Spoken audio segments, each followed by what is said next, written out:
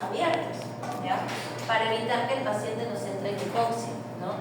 Entonces, esas serían las ventajas. Vamos a observar también, en el caso de la hidrocodona, vamos a observar que puede haber incluso cierta analgesia visceral, ¿no? Como un plus adicional, ¿no? Y bueno, en sí, al ser estos opioides, ¿ya? Narcóticos como tal, van a generar un cierto grado de sedación, ¿ya? Como efectos adversos, como la mayoría de opioides, podemos ver que puede haber en el caso del butorfanol puede haber ciertas náuseas o émesis, ya puede haber anorexia del paciente posterior a la indicación del fármaco. En el caso de la hidrocodona podemos ver que puede haber una depresión respiratoria, dosis independiente, entonces si utilizamos dosis muy altas podríamos generar una depresión respiratoria bastante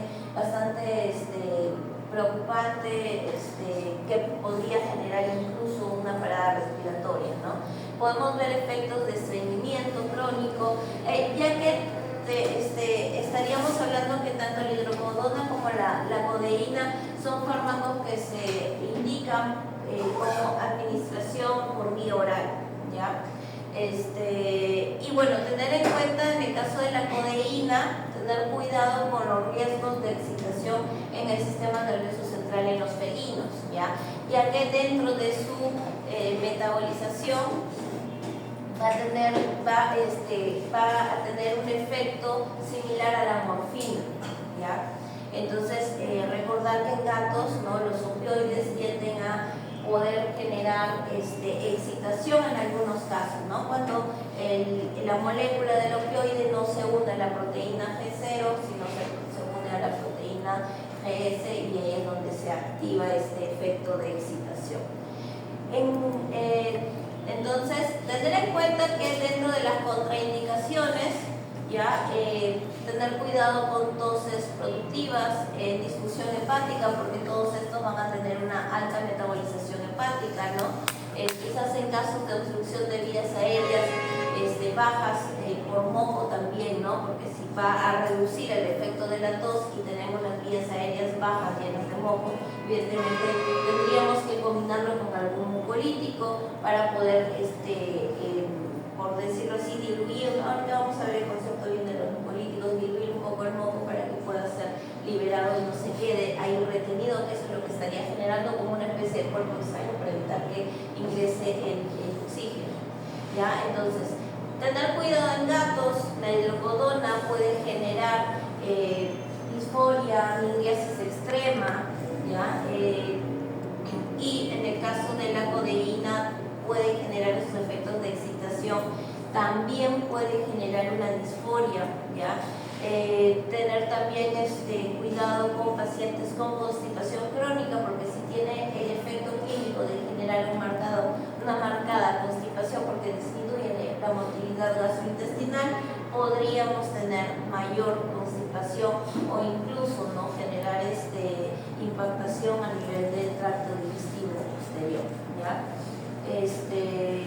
Y sobre todo tener cuidado en pacientes con tos productiva, ¿no? Porque si tenemos bastante cantidad de moco, la tos también nos ayuda a eliminar el moco acumulado. Entonces, también reducir la tos de manera central podría ser contraproducente para lo que buscamos, que es liberar las vías aéreas, sobre todo las vías aéreas bajas.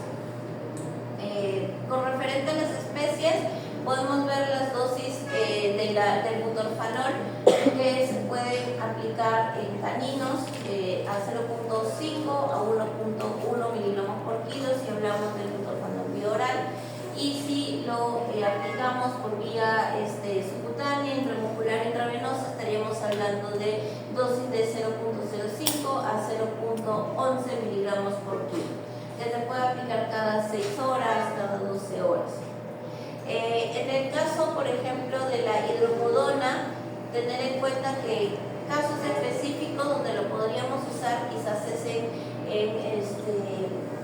en tratamientos de colapso traqueal, ¿no? Por ejemplo, los bulldogs francés o los pus, los brachiocefálicos, ¿no?, que tienen tener inestabilidad en los anillos de la tráquea, ya por una cuestión básicamente genética.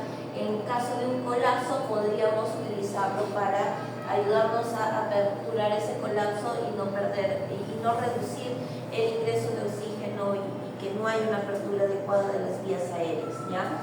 En este caso podemos utilizarlo a 0.22 miligramos por kilo cada 6 horas, ¿ya? Por vía oral.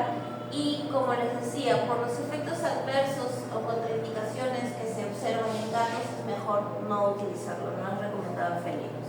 En el caso de la codeína, podemos usarlo de 0.1 a 0.3 miligramos por kilo cada 6 a 8 horas por vía oral, ¿no? En el caso de felinos, tener mucho cuidado de los efectos adversos, que obviamente van a ser más reducidos que en el caso de hidrocodona, ¿ya? Así que hay que ir evaluando ello, ¿ya? Y se puede utilizar en una dosis de 0.1 a 0.25 miligramos por kilo cada 8 o cada 12 horas. ¿De qué va a depender la frecuencia de la gravedad? ¿Ya? De la gravedad del caso. Quizás inicialmente se puede utilizar una frecuencia alta y luego se puede ir reduciendo a medida que vamos viendo que el efecto clínico va mejorando. Entonces, cuando hablamos en sí del mecanismo de acción, los tres van a actuar, como les decía, en el sistema nervioso central, a nivel del bulbo raquídeo. Entonces van a ir a la médula oblonga, ya una vez que ya está activado el sistema de la tos, van a generar a través de la sensibilidad con el receptor Mu, en el caso de la codeína y la hidrocodona, y en el caso del butorfanol va a haber un bloqueo del receptor Mu y un agonismo del receptor kappa, lo cual va a generar un efecto de hiperpolarización neuronal, donde va a haber congreso de potasio, va a haber una disminución del AMP cíclico, ¿ya? Y esto va a generar, en el caso específico de la hidrocodona, tener en cuenta que hay una mayor afinidad, ¿ya? Para lo cual los efectos clínicos se van a ver con mayor potencia, ¿ya? Entonces esto va a ayudar a reducir ese efecto de la tos a nivel central, que no se activa el efecto de la tos a nivel central, y como sabemos que actúa a nivel central, va a haber una sedación. Ahora hablamos de los antitusígenos no opioides o no narcóticos, ¿ya? Aquí tenemos, por ejemplo, el deltroxfano, la lidocaína y la difenamina. En el caso del dextroxano, sí va a actuar a nivel del sistema nervioso central, ¿ya?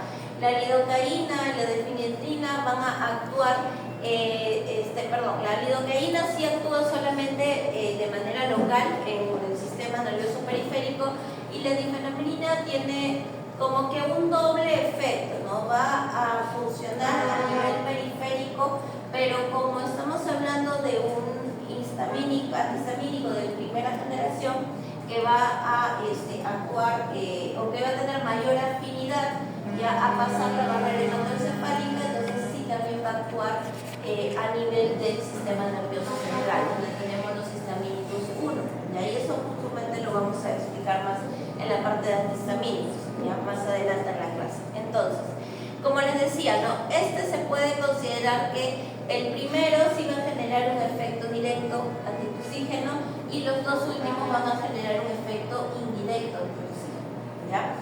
Entonces, el detrometroxano, como les decía, va a funcionar en el sistema nervioso central, ya va a tener como receptor agonista a los receptores sigma 1 y va a también generar el efecto antagonista del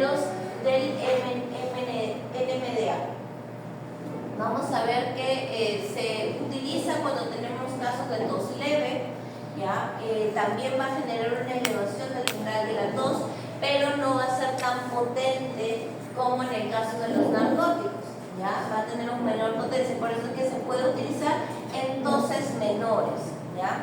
No va a producir ni analgesia ni sedación, ¿ya? Y sí podría generar cuadros y tener un poco en cuenta que puede generar cierta irritación a nivel de las vías aéreas altas.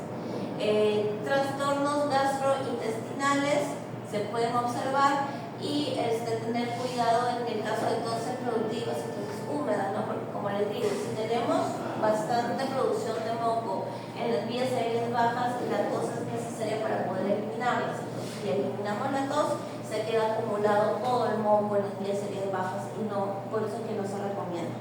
En caninos podemos utilizar una dosis de 1 o 2 miligramos por kilo cada 8, cada 12 horas, ¿ya? Y bueno, en felinos no es recomendado, básicamente por los efectos que van a haber a nivel de su mecanismo de acción, que lo vamos a ver en un momento, que sea a nivel gástrico. En el caso de la lidocaína, va a funcionar directamente en las mucosas laringotraqueal y bronquial, ¿no? Porque en este caso estamos hablando de la lidocaína que se aplica en spray directamente en la zona de la laringe. Básicamente se utiliza para prevenir lo que son los laringoespasmos y principalmente lo utilizamos en anestesia cuando vamos a intubar a gatos, ya que los gatos tienen una característica a nivel de sus anillos traqueales que al tener mayor sensibilidad a los estímulos mecánicos va a generar la contracción de la tráquea, es bastante sensible su laringe de los gatos. Entonces, al insensibilizar de manera tópica nos permite que a la hora de intubar no se genere ese reflejo de constricción, que muchas veces cuando no se utiliza la lidocaína puede llegar a generar que se cierren las vías aéreas, el epiglotis ya no se abre y incluso se tiene que llegar hasta hacer una traqueostomía.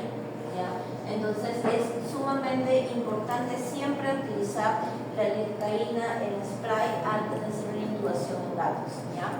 Entonces, ¿qué es lo que va a hacer como efecto clínico? La abolición inmediata local del arco reflejo de la tos. Entonces va a perder la sensibilidad de manera local, ya no va a activar a nivel central porque no va a haber sensibilidad, ¿no? Recuerda que es lo que hace la lidocaína, va a generar un bloqueo de los canales de sodio, ¿no?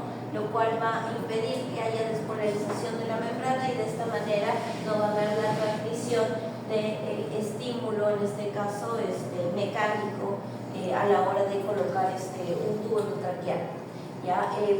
Va a haber una pérdida momentánea del protector de las vías aéreas, ¿no? Sabemos que los reflejos protectores de las vías aéreas están en el reflejo de tos, en el reflejo de deglución, ¿no? El de cerrar la epiglotis. Eso se va a ver reducido, tener cuidado por los riesgos de toxicidad a nivel neocárdico y neurológico, sobre todo si es que se usa a nivel intravenoso. Recordar que la lidocaína nos va a generar cambios en lo que es el ritmo cardíaco dependiendo de la dosis. Puede haber también a dosis muy elevadas puede llegar a generar neurotoxicidad. Entonces, cuando lo utilizamos de manera local, que es en splash muy mínimo, no estaríamos sobrepasando la dosis límite o la dosis tóxica, sobre todo en gatos, así que tener en cuenta que es una cantidad pequeña cuando lo utilizamos en splash. Ventajas, pacientes despiertos sin vía, no utilizarlos. En sí tenemos que premedicar previamente al paciente antes de poder colocarle la lidocaína, porque definitivamente si el paciente ve que no puede controlar los reflejos de protectores, ¿no? de las vías aéreas, van a entrar en desesperación. O sea, siempre tiene que pasar previamente por una sedación a este paciente. En caso de cuando lo utilizamos tópico, podemos utilizar 0.1, 0.2 mililitros, o sea, como les digo, una cantidad muy mínima. Yo lo que normalmente hago, por ejemplo, cuando intubo gatos, es cargo 0.2 y le hago un goteo con la misma aguja de tuberculina, obviamente sin llegar a tocar, empiezo a generar un goteo alrededor y a veces ni siquiera utilizo el 0.2. Así que de esa manera lo utilizamos, ¿no? También se puede utilizar en infusión continua para generar ese efecto de manera persistente. Pero como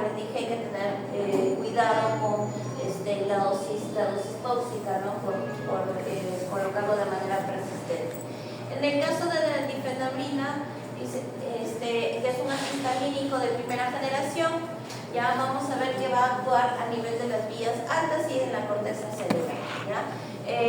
Va a generar un antagonismo inverso del H1, un antagonismo de los muscarínicos, ¿ya? Y al cruzar la barrera hematoencefálica sí podría generar cierto grado de somnolencia.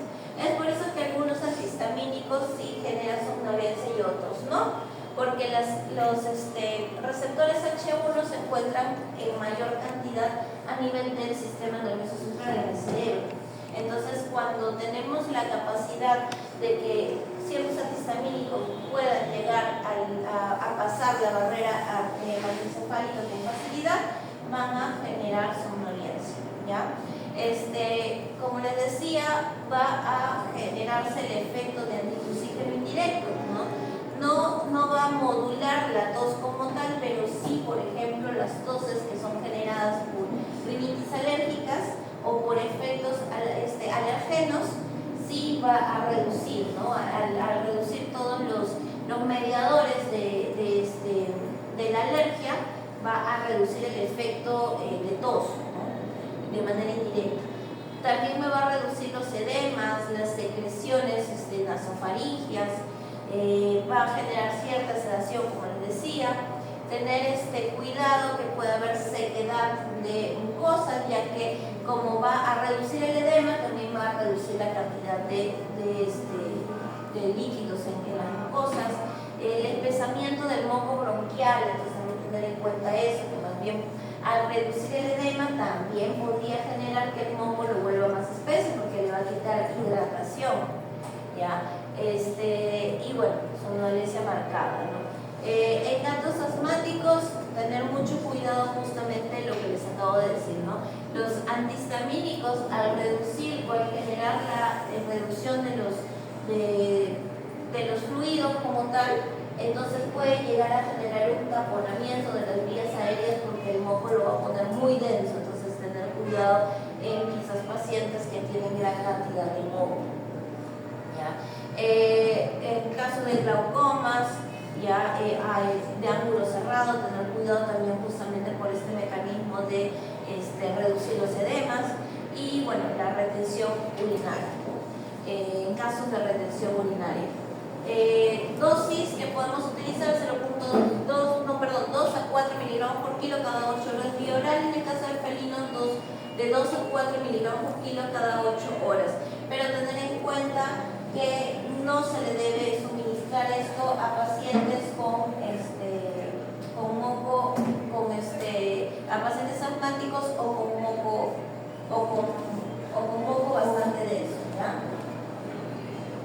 Entonces, dentro de lo que es un mecanismo de acción, ya, por ejemplo, en el dexametasona, ya, como les decía, va a funcionar a nivel central, ¿no? Vamos a ver que va a haber un antagonismo de los receptores NMDA y un agonismo de los receptores sigma-1 que va a estar en la neurona presináptica, lo cual va a generar que haya una disminución del AMP cíclico, la hiperpolarización de la membrana por ingreso de potasio y va a elevarme como tal el umbral de la tos, ¿ya? Ahora, hay un detalle aquí con referente a su metabolismo, ¿ya? El dextrometorfano en perros tiene una muy baja disponibilidad, de menos del 10%, lo cual hace que las dosis terapéuticas no logren tener un tiempo adecuado o incluso no generar el efecto clínico que esperamos. ¿Ya? Entonces, digamos que en función a lo que serían tratamientos como antitusígenos para perros, quizás no tengamos el efecto terapéutico que esperamos, ¿ya? Básicamente porque su primer paso por el hígado dentro de su metabolismo es ultra rápido, ¿ya? En el caso del gato, más bien es lo contrario, ¿no? Su biodisponibilidad es media, ¿ya?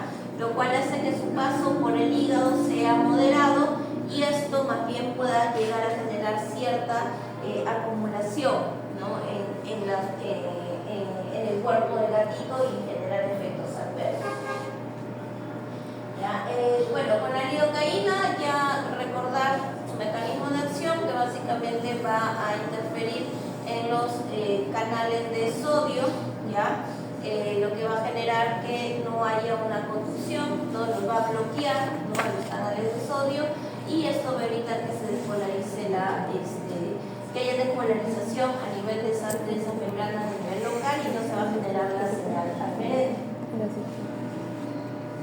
Y bueno, en el caso de estos antihistamínicos, la difenadrina, vamos a observar que va a tener una afinidad con los receptores H1 a nivel central, ¿ya?, y los muscarínicos, ¿ya?, para poder generar lo que sería una también elevación del umbral de la tos, ¿ya?, cierto grado de sedación, y va a haber menor actividad central de la irrigación periférica, ¿no? Y en este caso, al bloquearme los muscarínicos, también me va a reducir lo que serían los edemas, ¿no?, la acumulación de líquidos. Ahora hablemos de los expectorantes, ¿ya? ¿Qué es lo que busca el expectorante? Busca que el moco salga, ¿no es cierto?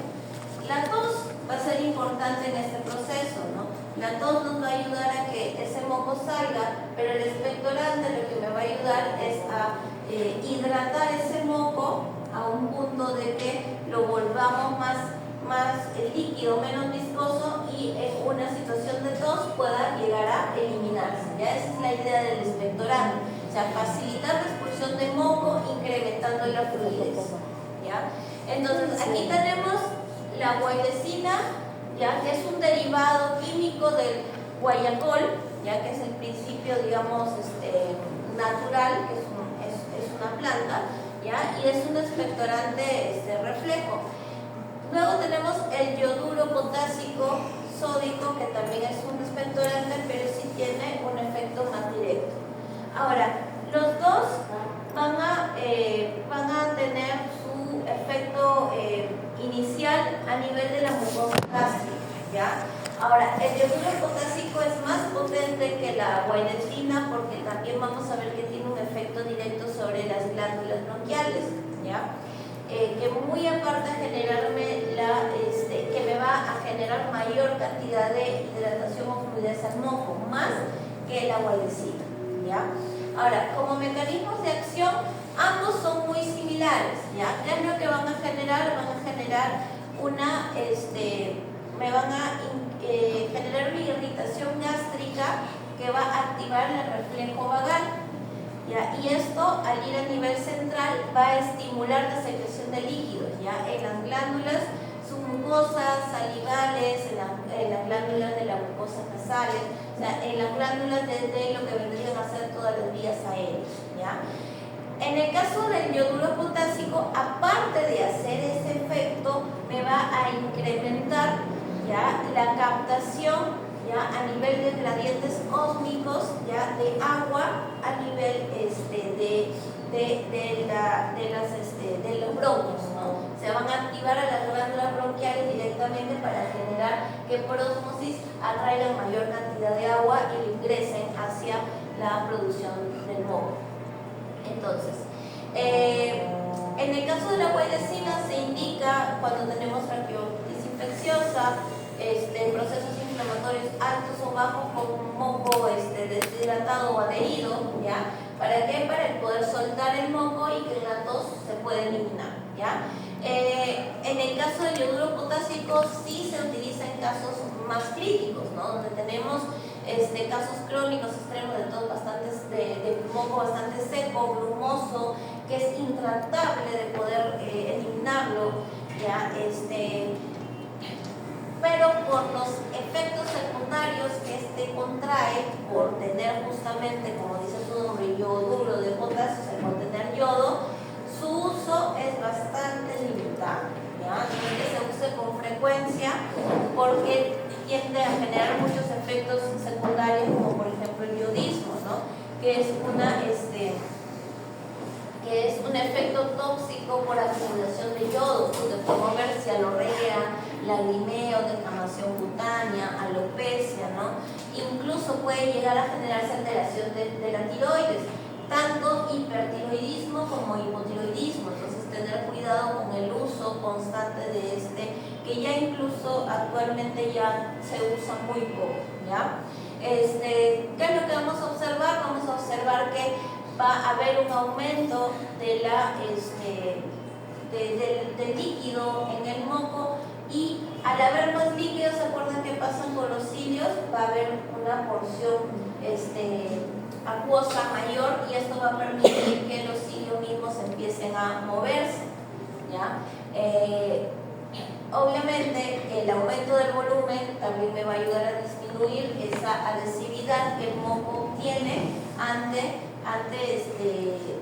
el tejido de las vías aéreas, ¿no? Porque al perder esa cantidad de acuosidad se pega a los cilios, ¿ya?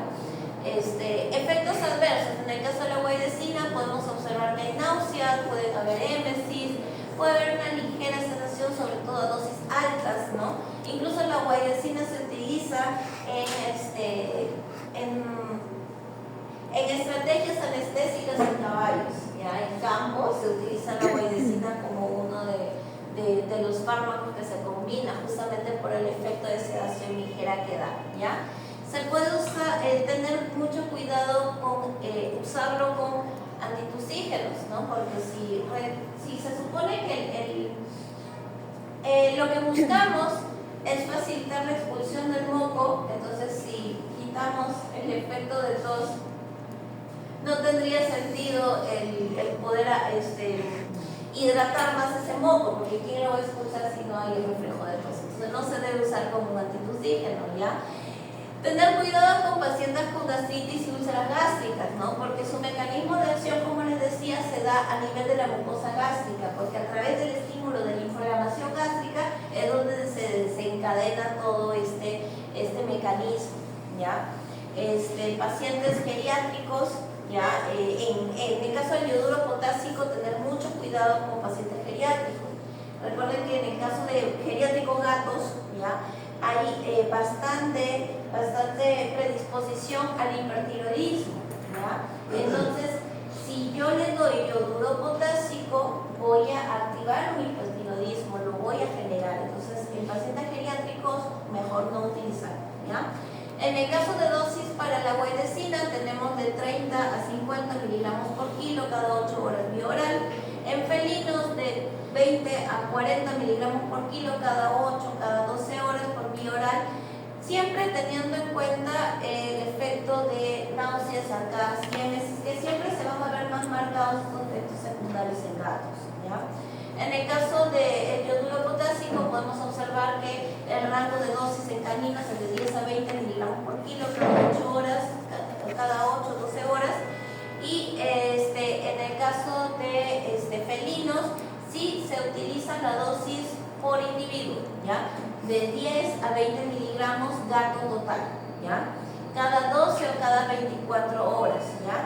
Pero como sabemos cuáles pueden ser sus efectos secundarios y la predisposición que hay, sobre todo para alterar la glándula tiroide, y los gatos siendo tan sensibles, ¿ya? A este nivel, es preferible no utilizarlos si no hay la necesidad de hacerlo, ¿ya? Entonces, como les decía, básicamente, ¿qué es lo que vamos a observar que se hace? Es que la guaidecina o el yoduro potásico lo que van a generar es la activación, la irritación de la mucosa gástrica, que esto, por señal aferente a través del vago gástrico, va a llevar la señal al sistema nervioso central para que pueda estimular, ya bajo la señal eferente, ya del vago bronquial, la estimulación del ingreso de líquidos, ¿ya? De ingreso de líquidos, lo cual va a generar que aumente el volumen del moco, aumente la fase acuosa del moco, y de esta manera se vuelva más viscoso, ¿ya? Menos viscoso. Ahora hablemos de los mucolíticos, ¿ya? La diferencia principal entre el mucolítico y ya, vamos a ver primero el concepto. ¿Qué es un mucolítico? Lo que me va a generar es la facilitación de la expulsión del moco, pero no ingresándole más líquido, o sea, no volviéndolo más acuoso, sino rompiendo sus enlaces disulfuros, o sea, rompiendo lo que genera la viscosidad del moco, ya sea una vez formado el moco o ya sea desde la formación del moco, ¿ya? Que esa es principalmente la diferencia entre la acetilcisteína y la bromexina, ¿ya? La acetilcisteína, ¿ya?, va a funcionar a nivel de la secreción bronquial, ¿ya? Va a desestabilizar las glicoproteínas del moco, ¿ya?, que ya está formada. En cambio, ¿ya?, la bromexina, aparte de tener el efecto mucolítico, también va a generar un efecto expectorante, ¿ya? Su efecto mucolítico se va a dar en las glándulas bronquiales y en la barrera alveolo-capilar.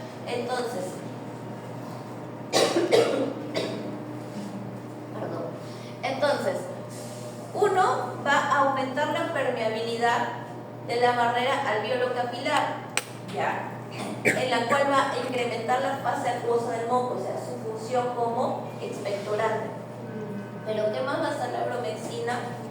Va a generar el lisamiento de los mucopolisacáridos ácidos, que vendría a ser la fase antes de la formación de la glicoproteína. Entonces va a generar que esas glicoproteínas no sean tan cortas, sino que sean más largas, lo cual hace que el moco no sea tan compacto. Es como que sí, como, a ver si se acuerdan de, voy a poner el, no está. Perdón. Entonces, ¿se acuerdan que había un dibujito? No, el dibujito. No, está. Ya. Entonces, ¿se acuerdan que habíamos hablado que teníamos las bandas de disulfuros, que es lo que va a generar, que vienen a ser los polisacáridos, son las proteínas que van a generar la estructura del moco? Ya. Entonces, lo que hace la acetilcisteína es adherirse a esto y romperlo. ¿Ya? Lo que va a hacer la bromexina es hacer que estas bandas sean más largas.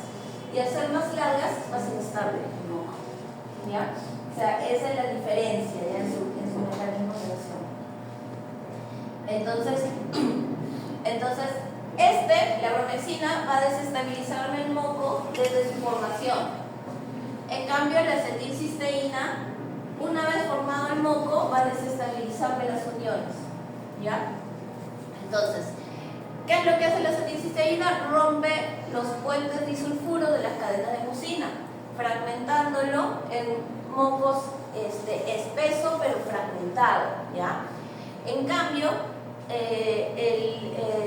la bromexina lo que va a hacer es que el moco no se forme tan denso y aparte le va a agregar líquido, ¿ya? Entonces se va a fragmentar y también va a ser como que más acuoso, ¿sí? Ahora, ¿en qué caso, por ejemplo, usamos la acetilcisteína? En neumonías bacterianas, en bronquitis crónica con tamponamiento de moco, intoxicaciones con paracetamol como un caso aparte, eso sí ya lo vamos a ver más en tema de intoxicación, ¿ya? Entonces, por su efecto rápido, ¿ya? En situaciones de urgencia o emergencia, la acetilcisteína siempre va a ser nuestra primera opción de uso, ¿ya? Reducción inmediata de la viscosidad del moco, ¿ya? O sea, su efecto es súper rápido, ¿ya? También me va a generar un efecto de citoprotección del epitelio alveolar contra los radicales libres. ¿Por qué? Porque el glutatión es una de las proteínas que me va a servir como un antioxidante, me va a proteger las células en general del cuerpo. La acetilcisteína es un precursor del glutatión. Entonces, la acetilcisteína, cuando se degrada o cuando se empieza a metabolizar, sale la L-cisteína, que es la parte de la acetilcisteína que se utiliza como insumo para formar el glutatión, ¿ya? Entonces, por ese motivo, termina también generando una función antioxidante, ¿ya? Y me va a proteger, obviamente, las vías aéreas que están irritadas, ¿no? Entonces, también me va a ayudar un poco a reducir ese efecto de irritación que se está dando con su efecto de antioxidante. ¿ya? Efectos adversos, puede generarse cierto broncoespasmo justamente por esto, ¿no? Por la irritación que hay, ¿ya? Vómitos, náuseas, ¿ya? Entonces tenerlo bastante cuidado, ¿no? Cuando se suministra por vía oral, ¿ya? Por lo general la acetilcisteína se utiliza en nebulizaciones, ¿ya? Para poder generar el efecto más rápido de mucolítico. También se puede usar vía oral o intravenosa, pero principalmente se utiliza por nebulización, ¿ya? Contraindicaciones, uso simultáneo con un antitusígeno central, ¿no? Por el mismo motivo de que si hay moco no podemos usar un antitusígeno. Ya en el caso de broncoespasmo activo, ¿no? En el caso de un asma agudo, ¿no? Tampoco nos ¿ya? Ahí en este caso lo que tendríamos que hacer, como podría activarse un broncoespasmo, ¿ya? Por el uso de la acetilcisteína. Si yo tengo un paciente asmático, yo no voy a usar la acetilcisteína sola, porque sí la debo usar, pero no sola. ¿Ya? Tengo que usarla junto con un broncodilatador. ¿Ya? Entonces, si utilizan acetilcisteína en un paciente asmático, siempre tienen que usarse junto con un broncodilatador. ¿Ya? En el caso de caninos, por ejemplo, cuando le brindamos vía oral, ¿ya? Tenemos 50 miligramos por kilo al día, ¿ya? Y luego bajamos la dosis al segundo y posteriores días a 25 miligramos por kilo cada 12 horas. Como les decía, las nebulizaciones se van a realizar la solución al 10%, ¿ya? Y se diluye con suero fisiológico, ¿ya? Se empieza a colocar de 15 a 20 minutos, ¿ya? Se puede repetir cada 8 horas, cada 12 horas, hasta poder tener un moco bastante líquido y que el paciente lo pueda eliminar, ¿ya? Ahora, en el caso de la bromexina se utiliza como coadyuvante en neumonías bacterianas, ¿ya? Donde tenemos procesos respiratorios crónicos como moco seco, ¿ya? Me va a fluidificar el moco, como les decía, y me va a generar un efecto sinérgico, por eso es que se utiliza como un coadyuvante, porque me va a incrementar la concentración, se va a generar un efecto sinérgico de los antibióticos a nivel pulmonar, ¿no? Principalmente las tetraciclinas, ¿no? Como la oxitetraciclina o la doxiciclina. ¿Ya? Puede generarme cierta irritación gástrica leve, ¿ya? Me va a incrementar el tránsito de la tos por la movilización del moco, ¿no? Porque como va a hidratarme más el moco, los cilios van a poder moverse, ¿no?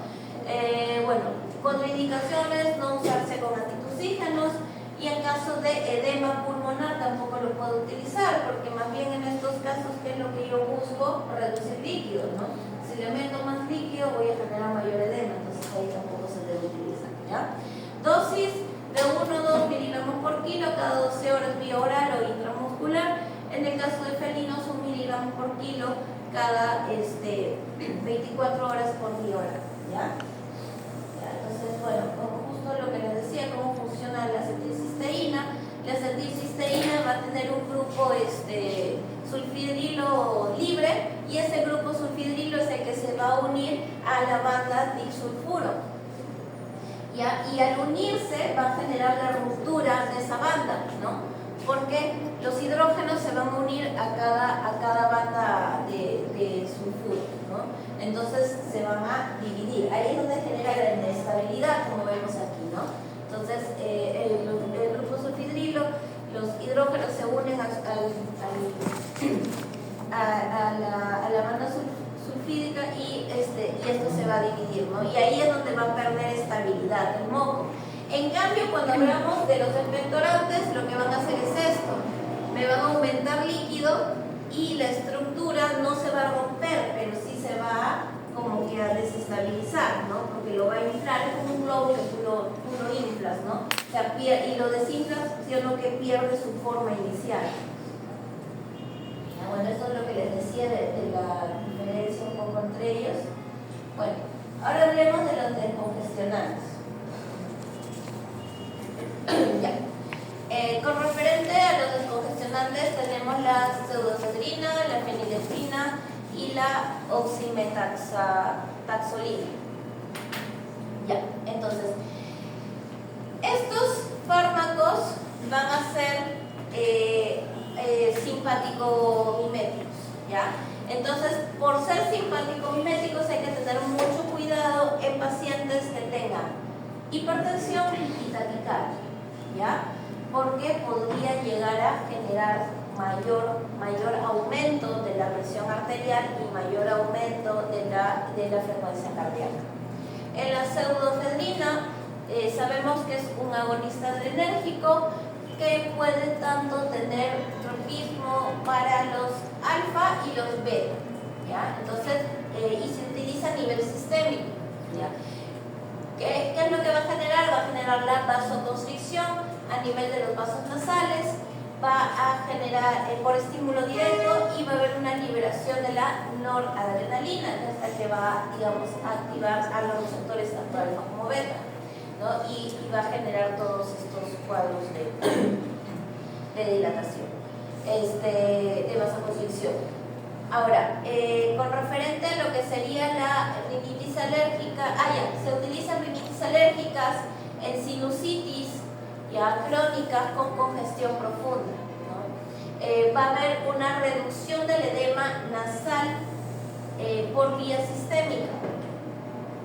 Como efectos adversos, tener cuidado con la estimulación del sistema nervioso central, ya podría haber ciertos cuadros de hiperactividad en los pacientes, ya porque vamos a estimular el sistema simpático. Luego vamos a tener también probabilidad de taquicardia, de arritmias, de hipertensión.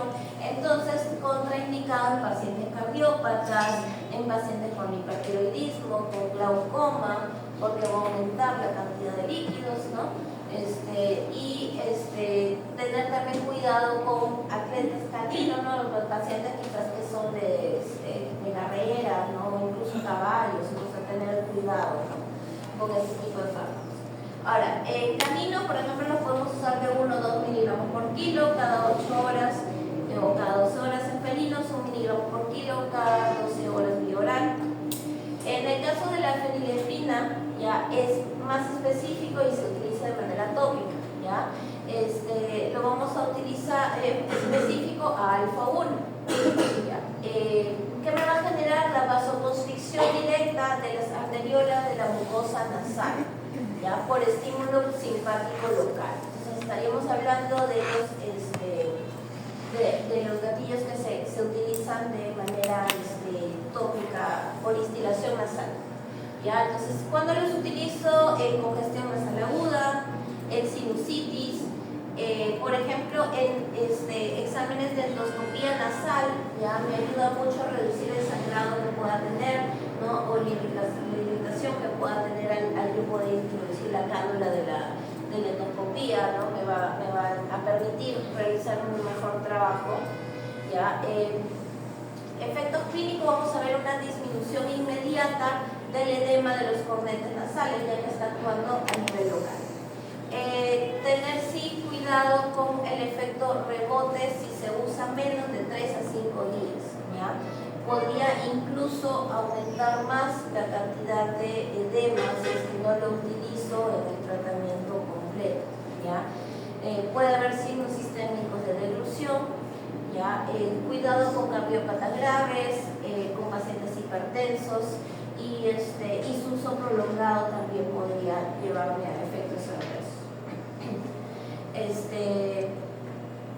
Felinos y caninos se utilizan de 1 a 2 gotas de solución al 0.25% en cada fosa nasal, cada 8 o cada 12 horas. Máximo utilizarlo 3 días hasta 5 días, ¿ya? Como les decía, no es recomendable utilizarlo más de esa cantidad de días porque ya podríamos más bien generar el efecto rebote en el cual en vez de reducir el edema vamos a generar mayor acumulación de líquidos. Agonistas, la oximetaxolina es un agonista alfa-1 y alfa-2 adrenérgico, también se utiliza de manera tópica, me va a generar la vasoconstricción local potente, y lo cual va a generar un efecto prolongado en el lecho vascular nasal. Lo utilizamos en obstrucciones nasales severas, ¿ya? Sobre todo en gatos con rinotraqueitis. Ya es bastante, su efecto es bastante rápido, y esto, por ejemplo, en gatos es muy importante el manejo de la decongestión nasal. ¿Ya? Una de las causas principales porque el gato deja de comer cuando tiene una rinotraqueitis es porque no siente. O sea, el gato come por olfato. El gato no come nada si no lo huele primero. Entonces parece que el gato siempre piensa que lo vamos a envenenar y siempre huele todo así, ¿no? Antes de comérselo, ya, porque el gato es desconfiado, ¿ya? Entonces, si el gato no huele, no siente olor, ya, no come. Entonces, esa es la causa principal por la cual un gato con rinotraqueitis o con complejo respiratorio felino no come, porque no huele. Entonces, es muy importante descongestionar al gato, ¿ya? Y, por ejemplo, la oximetazoxalina nos ayuda mucho en esos casos, ¿no? Porque la apertura de las vías aéreas es inmediata y el gato empieza a oler todo y ya te come, ya está tranquilo. A veces ni siquiera, no es que no coma, a veces por las aftas, a veces hay gatos que tienen calicivirus y aquí uno piensa que solamente es por la afta que lo come, no solamente es por la afta, muchas veces es más porque no huele, ¿ya? Entonces vamos a efectos adversos, una rinitis medicamentosa extrema, o sea, el efecto rebote masivo, ¿no? Si lo utilizamos de manera prolongada, ¿ya? Isquemia y necrosis de la mucosa, ¿ya? Por la vasoconstricción que va a generar, ¿ya? Entonces tener cuidado con eso, ¿ya? No usarlo más de 5 días, o sea, a usarlo máximo 3 sería lo ideal. ¿Ya? Pacientes con enfermedades cardiovascular severa, ¿ya? Utilizar una gota de solución pediátrica, porque el medicamento es pediátrico, ¿ya? Que esta solución pediátrica viene en una concentración de 0.025%, ¿ya? Se coloca en la fosa nasal una vez al día, ¿ya? Entonces, bueno, como les decía, básicamente lo que vamos a observar es que va a haber va a haber una irritación a nivel de, lo vamos a utilizar de manera tópica, ¿ya? Y esto va a generar que se genere mayor viscosidad y cierre las vías a nivel nasal. Ya va a generar la vasoconstricción a nivel nasal y esto va a generar que el edema se libere. Bueno, fármacos usados por las vías aéreas bajas. ¿Ya? En este caso estamos hablando de lo que son bronquios, bronquiolos y alveolos. Entonces, uno de los mecanismos quizás directos que utilizamos más para cuando hablamos de fármacos de las vías aéreas bajas, estamos hablando de los broncodilatadores, ¿no? Que se van a utilizar, o mucolíticos, que también se pueden utilizar a través de la nebulización. Entonces ahí podemos combinar mucolíticos, podemos combinar broncodilatadores, incluso, ¿no? Se pueden utilizar corticoides también, ¿ya? Si bien ya en la clase anterior vamos a ver, ¿no? Todavía vamos a hablar de corticoides después, ahorita, no, sí hemos hablado, ¿no? Antiinflamatorios ya hemos hablado. Bueno, ya hemos hablado de corticoides, no los vamos a mencionar, pero también parte de los tratamientos muchas veces son los corticoides, ¿ya? Y que se pueden utilizar dentro de combinaciones de nebulización también se pueden utilizar, ¿ya? Entonces todo va a depender también del tipo de patología que tenemos, ¿no? Hay veces que incluso solamente hidratamos el moco, o sea, utilizamos un suero fisiológico para que funcione como un expectorante natural, ¿no? Para fluidificar el moco y que se pueda eliminar. Pero cuando tenemos moco muy denso, sí ya tenemos que usar un mucolítico, ¿no? Y que lo podemos usar por nebulización, ¿ya? Y como les decía, ¿no? El mucolítico se tiene que usar también como un broncodilatador. Ahora, podemos observar que también la forma en que podemos ingresar un tratamiento puede ser por cámaras, ¿ya? Las cámaras que se utilizan mucho en niños, en adultos mayores para la aplicación de un inhalador. También se puede generar lo que es una cámara, ¿no? Una cámara cual en un kennel puedes colocar el fármaco a nebulizar y cierras, ¿no? Y cierras toda la pastilla con un papel film, ¿no? O sea, se pueden hacer cámaras también, ¿no? Para poder ayudar a manejar esto en los pacientes, ¿ya? Entonces, cuando nosotros utilizamos ya la vía aérea para administrar un fármaco, ya hay que tener en cuenta lo siguiente. En un humano, ya, y es más factible decirlo, aspira. Yo soy asmática, así que me enseñé de chiquita, tienes que aspirar, ya, para que la mayor parte del contenido del fármaco se vaya a las vías aéreas, porque siempre va a haber una fracción que va a pasar por las vías digestivas, lo cual quizás con nuestros pacientitos no lo logramos, ¿no? Porque el paciente muchas veces, incluso como está congestionado, respira por la boca y va a ir por las vías digestivas. Entonces, sabemos que entre un 10 y un 20% es lo que realmente pasa por vía aérea, ¿ya? Y entre un 20 a un 90, entre un 80 a un 90% es tragado por las vías digestivas. Entonces también va a haber cierto grado de pasaje del fármaco por metabolismo hepático, ¿ya? Eso tener en cuenta. Entonces también por eso es que se pueden dar los efectos adversos por los fármacos, ¿ya?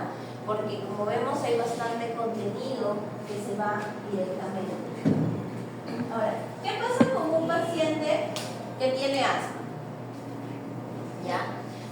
Como hablamos, la inflamación ya va a generar que se produzcan los mediadores de la inflamación, ¿no? O los alergenos en sí, ¿no? Van a generar gatillos de producción los mediadores de la inflamación, ¿no? En el caso particular de los asmáticos, tienen alta producción de leucotrienos, ¿no? Y otras citocinas inflamatorias que se van a dar también en estos casos, ¿no? Empieza a haber producción de moco, ¿ya? Va a haber broncoconstricción, ¿ya? Y una de las maneras en las cuales podemos regular eso, ¿ya? Porque vamos a ver un bronquio así, ¿no? Como que estrellado, con una luz muy chiquita, y si a eso le aumentamos que se llena de moco, pues es el full completo para que el paciente esté cianótico, disneico, desesperado, ansioso, que no puede respirar, ¿ya? Entonces, los leucotrienos, los antileucotrienos son los que nos van a ayudar a reducir esos leucotrienos que van a generar justamente la señal para generar la tos y la broncoconstricción, ¿ya? Y los corticoides inhalados son los que me van a ayudar a regular las citocinas, ¿no? Me van a bloquear estas citocinas que se van a dar mediadas también por la inflamación, para de esta manera poder generar la broncodilatación y desinflamación del cerebro. Entonces, cuando hay broncoconstricción, vamos a ver que vamos a tener ahí receptores de H1, de alfa 1 y de muscarínicos 3, ¿no? Por eso es que cuando queremos generar un efecto de broncodilatación a través del bloqueo de los muscarínicos, usamos un bromuro ditaltropio, ¿ya? Que es un antagonista M3. Y para generar la broncodilatación como tal, cuando estimulamos el H2 y el beta 2, ¿no? Por eso es que hay broncodilatadores que son agonistas beta 2, ¿no? Como el clenbuterol, el salbutamol, ¿no? Y cuando hablamos, por ejemplo, de corticoides, tenemos la fluticasona, ya por vía aérea, que se puede utilizar. ¿Ya? Ahora, dentro de lo que es el mecanismo del asma, sabemos que va a haber un alergeno que va a ingresar, va a activar a los mastocitos que van a producir pues histaminas, por ejemplo, leucotrienos, ¿ya? De esta manera empieza también a activarse la producción de más moco, ¿ya? Y esa hipersecreción del moco que se empieza a dar va a generar una vasodilatación por angiogénesis, va a generar edema, ¿ya? Y todo esto va a generar la hipertrofia y la hiperplasia del bronquio. Entonces se va a dar la broncoconstricción, ¿no? Y se activa el mecanismo de tos.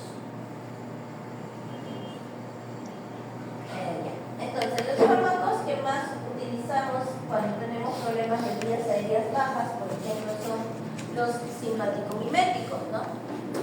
La efedrina, la adrenalina, que son agonistas adrenérgicos no selectivos. Entonces, al ser no selectivos, tenemos mayor probabilidad de poder tener mayores efectos adversos, ¿ya? Va a producir la taquifilaxia, o sea, va a haber una acción rápida, ¿ya?, del fármaco, ¿ya?, básicamente inmediata prácticamente, ¿ya?, va a generar la vasoconstricción, la taquicardia, ¿ya?, puede generar arritmias, aumento del flujo coronario, estimulación central, hipertonía de los esfínteres y la broncodilatación, ¿no?, que es el efecto que nosotros estamos esperando en estos casos en particular, ¿no? La administración se puede dar por vía inhalatoria y el efecto local tiene menor toxicidad que la sistémica, ¿ya? Es por eso que se prefiere el uso, ¿ya?, de estos simpático-miméticos por vía local para evitar justamente todos esos efectos adversos que se puede dar, ¿ya? Entonces, en reacciones, por ejemplo, anafiláxicas, donde tenemos constricción de las vías aéreas, nos puede ayudar muy bien un simpático-mimético para poder aperturar las vías aéreas de manera rápida, ¿ya? En el caso de la efedrina, ya lo podemos indicar en perros a 2 miligramos por kilo vía oral, en gatos de 2 a 5 miligramos por kilo por animal, ya, por vía oral. La adrenalina de 0.01 a 0.02 miligramos por kilo. Vamos a observar que es una dosis sumamente baja, ¿ya? Cuando hablamos de dosis, por ejemplo, para un RCCP, estamos hablando de adrenalina 0.5, a 0.05 a 0.1 miligramos por kilo, ¿ya? O sea, es bastante bajito, ¿ya?, para evitar justamente generar estos efectos adversos de taquicardia, de hipertensión. En equinos, por ejemplo, lo podemos usar de 3 a 5 miligramos por kilo animal. Luego tenemos los agentes beta 2, ¿no?, que son el clenbuterol, el salbutamol, que son agonistas adrenérgicos beta 2, que estos que van a generar la relajación del músculo liso, ¿no?, a través de su activación del receptor beta 2, ¿no? Va a haber una inhibición de mediadores de la broncoconstricción, ¿no?, que son las células proinflamatorias. Van a estimular la secreción de moco y va a aumentar la actividad ciliar. Va a inhibir la fuga microvascular y va a evitar los edemas. Luego también tenemos las metilxantinas, ¿no? Entre las metilxantinas que conocemos tenemos la minofilina, la clobulonina, la teofilina y la cafeína, ¿ya? Bueno, de estas metilxantinas hay que tener cuidado porque alguna de ellas puede generar cuadros de intoxicación, como por ejemplo la clobulina, ya que eso lo vamos a ver en intoxicaciones, que es un compuesto que contiene, es una metilxantina que contiene los chocolates. Entonces, ¿cómo funcionan estas metilxantinas? Van a generar la inhibición de la fosfodiesterasa, aumentando el AMP cíclico, generando la desfosforilación de la cadena de miocina, lo cual va a generar como consecuencia la relajación del músculo liso, ¿no? Entonces va a reducir la producción de citoquinas y su migración de estas y la activación de los factores de los mediadores de la inflamación, o sea, va a inhibir la degranulación de los mastocitos, no se van a liberar los leucotrienos, ¿no? Y esto por consiguiente va a generar la broncodilatación. Ya. Si tenemos casos de toxicidad, podemos observar excitación, podemos observar estimulación cardíaca, puede haber náuseas, vómitos, diarreas y diuresis, ¿ya? En el caso de perros, la minofilina se utiliza 10 miligramos por kilo por vía oral y la teofilina de 5 a 7 miligramos por kilo por vía oral, ¿ya? Incluso la minofilina se puede utilizar en caso de emergencia, se puede utilizar intravenoso también, ¿ya? La teofilina, por ejemplo, es un mecanismo bastante práctico para generar la broncodilatación, mandándolo como medicación vía oral. En humanos ya se dejó de usar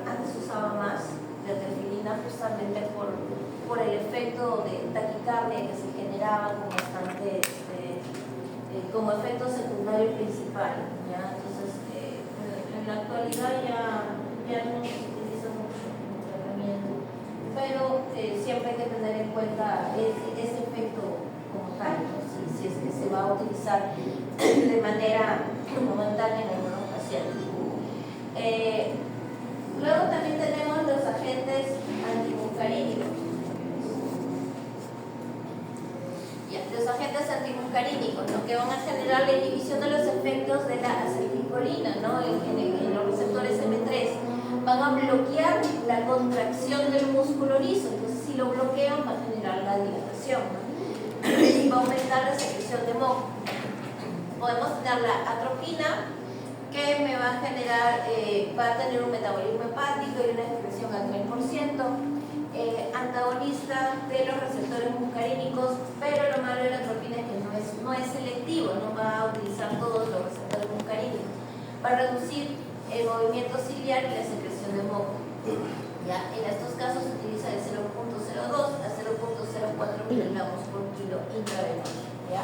Recordar que en dosis de emergencia la atropina se utiliza de 0.04 en adelante. ¿Ya? Entonces, no difiere mucho de lo que sería un tratamiento de emergencia, entonces sí podría haber probabilidad como efecto secundario de generar taquicardia, hipertensión, ¿ya? Entonces tener cuidado con eso. En el caso del hipatropio o el bromuro del hipatropio, ya que puede venir en spray nasal o en inhaladores, ¿ya? Tener en cuenta que tiene menores efectos secundarios, es bastante usado en perros, ¿ya? Y es más eficaz que la atropina, ¿no? Aunque no hay una muy buena absorción, ¿ya?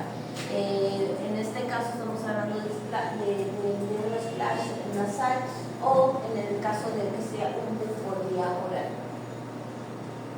Otros agentes muscarínicos, por ejemplo el glicopirrolato, que tiene un efecto secundario menor que la atropina, ya porque es un poco más específico, pero su efecto es más lento. ¿Ya? La dosis es de 0.01 a 0.02 miligramos por kilo intravenoso. ¿Ya? Entonces, en este caso vamos a ver que la acetilcolina, ¿ya? En el caso de un antagonista, ¿ya? Lo que va a generar es el bloqueo de esos receptores, generando que el tono del músculo liso bronquial ya no se contraiga, sino deje de contraerse, y esto obviamente va a generar la broncodilatación.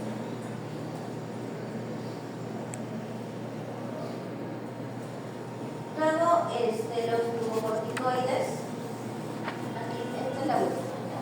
Y no vamos a veces. ¿Ya? Luego, como habíamos hablado, tenemos a los glucocorticoides que van a inhibir la fosfolipasa A2, ¿ya? Y esto va a evitar recién que se forme las prostaglandinas y los leucotrienos, ¿ya? Va a tener una acción antiinflamatoria por inhibición de citoquinas. La administración puede ser por vía inhalatoria, ¿ya? Para reducir los efectos adversos de los glucocorticoides, o también se puede también aplicar por vía oral o vía intramuscular, ¿no? Pero de preferencia, para buscar el resultado directo de las vías aéreas, es preferible hacerlo por vía inhalatoria en una nebulización, ¿ya? Se puede utilizar en infecciones secundarias, tener cuidado en infecciones secundarias y sobre todo en pacientes con síndrome de Cushing. ¿Ya? En el caso de la prednisolona se puede usar de 0.5 a 1 miligramo por kilo vía oral. La dexametasona se puede usar de 0.2 a 2.2 miligramos por kilo vía oral, y en equinos de 0.05 a 0.1 miligramos por kilo intramuscular. ¿Ya? Tener en cuenta que también se puede utilizar la prednisolona, pero la prednisolona al ser un precursor de la prednisolona, necesitamos utilizarlo en dosis quizás incluso un poco más altas, ¿no? Y no es tan específico como tal. Esta es la última, para de ir pasando el tiempo. ¿Ya? Y los inhibidores de los leucotrienos, ¿ya? Son potentes quimiotácticos de los neutróficos, van a inhibir la lipoxigenasa, lo cual va a impedir la síntesis de los leucotrienos. también van a inhibir la unión de los leucotrienos, lo cual va a generar el impedimento de su acción como tal, ¿ya? Entonces digamos que tienen este doble mecanismo, ¿ya? Inhiben la lipoxigenasa en su síntesis e inhiben la unión para evitar su acción, ¿ya? Listo, esto lo dejamos para la siguiente parte.